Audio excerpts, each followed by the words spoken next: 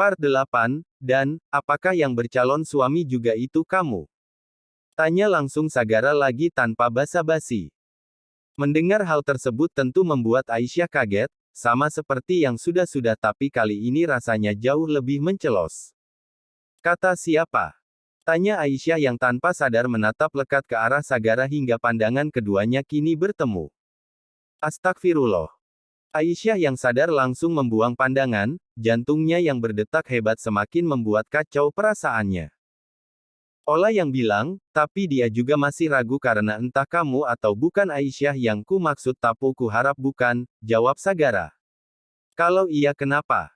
Tanya balik Aisyah yang seolah menantang pemuda tampan yang sedang bersamanya di teras tersebut. Aku akan mengambilmu dari calon suamimu itu, bagaimana? Jangan macam-macam. Cetus Aisyah yang semakin kaget dengan apa yang diucapkan Sagara barusan. Ia pun bangun dan bergegas untuk masuk, tapi wanita bercadar itu menghentikan langkahnya saat Sagara terkekeh kecil saat ia lewat barusan. Kenapa kamu marah? Apa karena terlalu mencintainya, Hem? Ledek Sagara sambil mencebik. Aisyah tak menjawab, ia benar-benar masuk ke dalam rumah dengan perasaan yang ia sendiri sulit sekali untuk mengartikan. Padahal, ini bukan pertama kalinya ia ditanya seperti itu, bahkan tak sekalipun Aisyah mau menyahut karena ia memang tak punya jawabannya sekalipun bapak dan ibu yang menjawab. Di dalam kamar yang tertata rapi, Aisyah duduk di kursi meja rias menatap dirinya sendiri di pantulan cermin yang menampakkan wajahnya yang cantik alami setelah ia membuka cadarnya. Benarkah aku mencintainya? Kata orang, jatuh cinta itu perasaan kita akan berdebar tapi tak ada yang aku rasakan setiap kali bertemu dengan Mas Haris, hanya ada perasaan segan karena bagaimanapun ia bukan muhrimku, gumam Aisyah memeberi pertanyaan sendiri pada hatinya. Ya, memang itu yang dirasakan Aisyah, tak lebih dari rasa hormat antara seorang guru dan wali murid meski berulang kali Haris meminta lebih dari itu. Dan ketukan pintu, membuat Aisyah terlonjak kemudian memakai cadarnya kembali sebelum bangun dan membuka benda bercat putih tersebut. Cek Le. Ada apa, Bu? Tanya Aisyah. Keluarga Sagara akan pamit, ayo keluar dulu temui mereka, tita ibu di depan pintu. Injih, Bu. Aish ke sana sekarang, jawabnya, ia lalu menutup pintu dan berjalan di belakang sang ibu yang sudah lebih dulu. Nak Aish, kami pamit dulu, lain kali mainlah ke ibu kota, ucap Dedi Riko yang hanya tinggal berpamitan pada Aisyah saja. Iya, Tuan, lain kali jika ada waktu Aish nanti main ke sana, jawab Aisyah seramah dan sesopan mungkin. Jangan lupa, kamu kenal juga dengan Ola kan? Sambung Momi Amira. Iya, Nyonya. Aish kenal dan berteman baik dengan Aurora, sahut Aisyah yang masih tak biasa memanggil Ola karena itu sebutan dari keluarga dekat saja.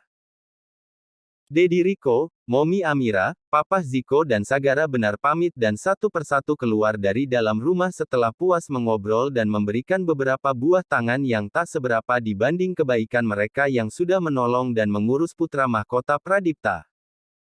Hati-hati di jalan, datanglah lagi kemari, pesan bapak setelah tiga orang dewasa itu sudah masuk ke dalam mobil kecuali Sagara yang malah menghampiri Aisyah. Mau menungguku? Tanya Sagara yang lagi dan lagi membuat wanita bercadar itu bingung. Menunggu buat apa? Di mana? Tanya balik Aisyah. Di sepertiga malam, aku dengan tahajudku dan kamu dengan istihorohmu, 22. Part 22.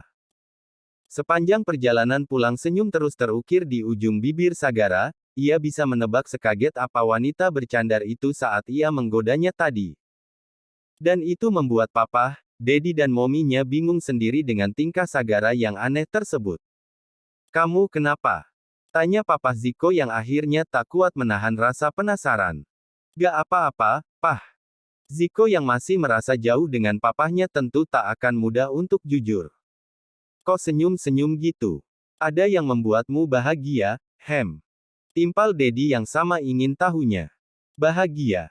Mungkin. Dan jawaban Sagara nyatanya membuat tiga orang di dalam mobil saling melepar tanya satu sama lain lewat tatapan mata. Tapi Tak ada yang bertanya lebih lanjut sebab Sagara sepertinya enggan bercerita apapun. Bagi keluarga sudah melihatnya seperti ini saja itu sudah membahagiakan, akan butuh waktu membuat pemuda tampan itu kembali nyaman seperti dulu. Obrolan pun berlanjut tapi hanya Papa Ziko dan Dedi Riko saja untuk mengusir rasa jenuh selama perjalanan mereka terlebih Momi Amira justru malah tertidur di pelukan suaminya padahal biasanya wanita itu yang paling berisik dan belum lagi akan banyak maunya jika sedang di jalan. Kamu mau kemana, Saga? Tanya Papa Ziko panik sambil menoleh ke belakang. Ya ampun kelewat, maaf, jawab Sagara tak kalah panik saat ia sadar jika kediaman Pradipta ia lewati begitu saja. Gileran di telinga pemuda itu pun langsung terasa dari tangan Momi yang ternyata sudah bangun, ia sengaja dibangunkan saat sudah dekat rumah tapi nyatanya malah terlewat begitu saja tanpa sadar. Ngelamun terus sih, omel sang mantan duda. Sagara yang merasa salah dan tentunya malu hanya bisa tersenyum kecil sambil terus mengusap telinganya yang pasti kini sudah merah karena ulah nyonya besar Pradipta. Kamu gak turun? Mau kemana lagi? Tanya Papa Ziko saat putranya tak juga keluar dari dalam mobil. Mau ketemu Uncle Bumi sebentar, kalau gak pulang berarti aku nginep di sana, jawab Sagara. Yakin? Gak bohong sama Papa? Iya, Papa telepon aja Uncle Bumi nanti. Sagara langsung menaikkan kaca mobil lalu melanjutkan perjalanan ke kediaman Rahardian.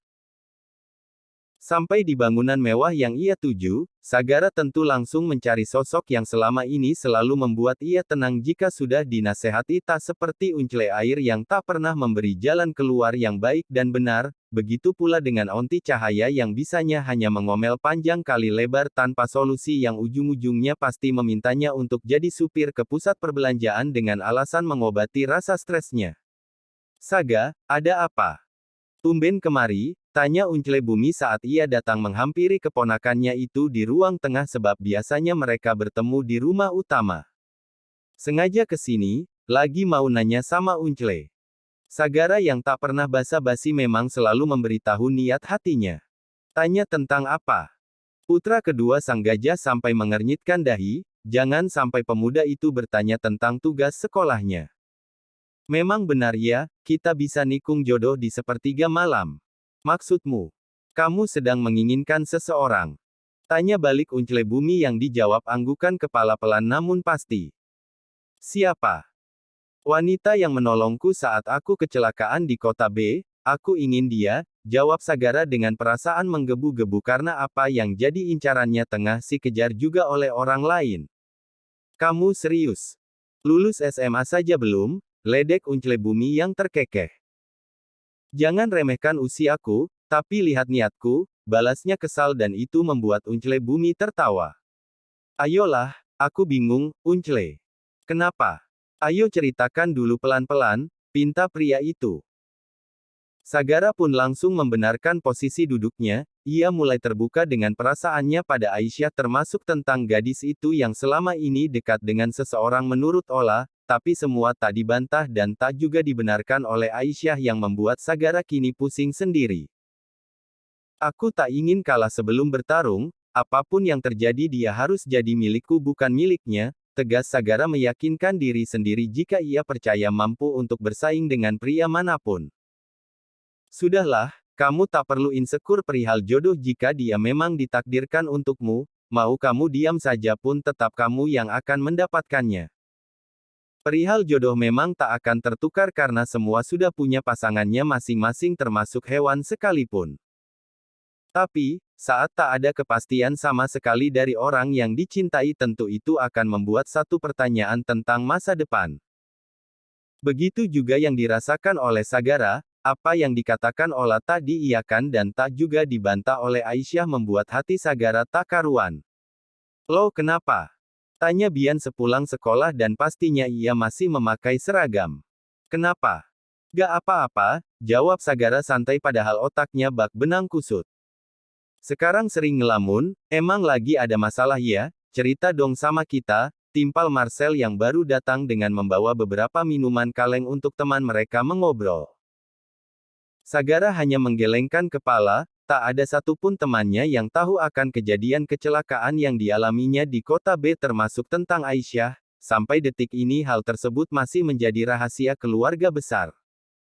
Kamu berubah, ucap lirih Tata yang duduk di samping Sagara, wajahnya sendu tak seceria biasanya. Berubah? Siapa? Gue. Tanya Sagara dengan menunjuk dirinya sendiri memakai jari telunjuknya. Tata pun mengangguk cepat, ia merasa Sagaranya yang telah kembali setelah beberapa waktu menghilang kini jauh berbeda, sering melamun bahkan langsung pulang. Berubah gimana? Apa karena gue jarang nongkrong lagi sama kalian? Tanya balik Sagara sambil menatap satu persatu ketiga sahabatnya. Marcel ikut mengangguk seperti Tata sedangkan Bian malah membuang pandangan, mereka tak berani melayangkan protes kecuali Sagara sendiri yang mengaku seperti sekarang. Mereka cukup tahu diri di antara mereka tentu jauh berbeda meski sama-sama dalam golongan anak orang kaya tapi Sagara lebih dari kata kaya. Sebagai ketua geng motor Black Diamond Sagara memang tak seaktif dulu yang nongkrong hingga larut malam bahkan pulang saat pagi menjelang, ikut balap liar juga hobi yang kini tak lagi ia lakukan. Sorry, bukan maksud gue ngejauh atau apapun dari kalian, cuma sekarang. Apa kamu udah punya pacar? Potong Tata yang langsung menembak dengan pertanyaan di luar dugaan Sagara. Pacar? Enggak. Jawab Sagara sambil menggelengkan kepala dan itu memang jujur. Jujur aja, gak? Lo sebenarnya kenapa? Atau lo ada kesibukan lain? Tanya Marcel penuh selidik lewat tatapan matanya. Belum saatnya gue cerita sama kalian, tapi gue bener-bener minta maaf kalau menurut kalian gue berubah karena emang gue kenapa-kenapa termasuk punya pacar, jelas Sagara yang tak enak hati termasuk saat melihat Tata yang sedih.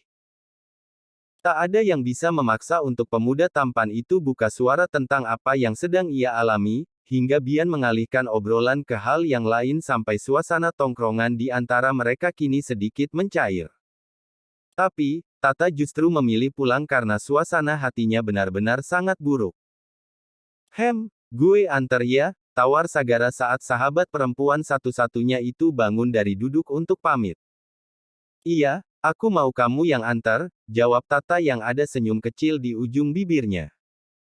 Dua anak muda itu pun langsung bergegas ke arah motor milik Sagara untuk pulang dengan cara berboncengan.